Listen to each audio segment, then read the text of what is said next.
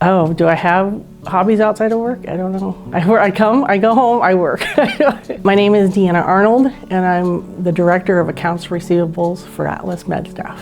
I started in February of 2018. I have a husband of 26 plus years and a son who is 17 and 2 cats, Bart and Whiskers.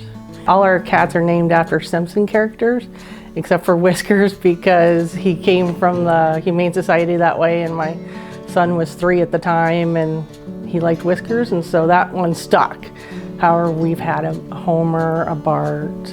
I mean, I love coming to work every day, and I love, I post money and make sure rates are right, and in doing so helps save money over time because we're not over invoicing or under invoicing, and so in the future the accounts are clean, and when they're paid off, they're paid off.